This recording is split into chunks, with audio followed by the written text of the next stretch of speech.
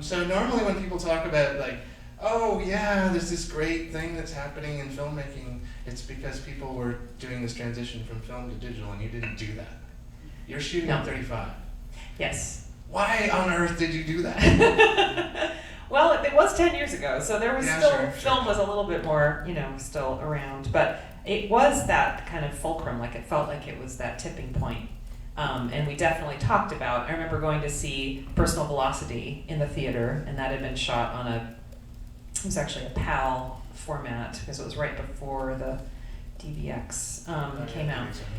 But I really thought it was gorgeous. I wanted to see what it looked like blown up, but it was shot on a small, video camera and digital video camera, and it had its own kind of grain and its own kind of texture, and I thought they did a beautiful job with it. So we bounced that around, but it was sort of a combination of getting a great deal on the camera and Kodak really coming up, to the fore, and all of us just being kind of real film lovers, I think is what it ended up being.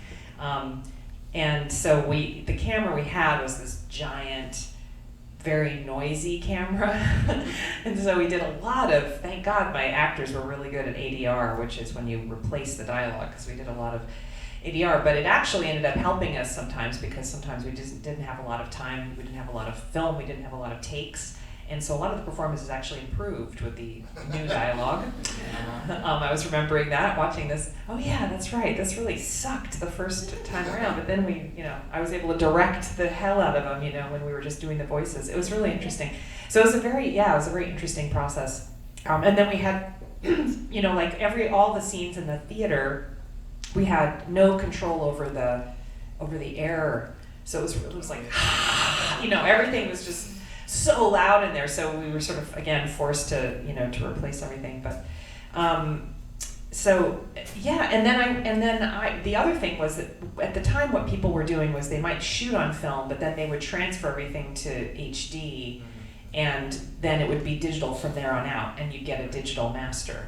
And I really, really, really, really wanted a film print, and I knew that there wouldn't be a film print if I did it that way. So I insisted that our film transfer be just crappy little mini DV film transfer, and then the only way we would get a good master is if we did a negative cut. So we actually cut the negative. We did it all traditional, and so all of the color grading, the timing, color timing, as they say, is done in the traditional. You have three colored lights.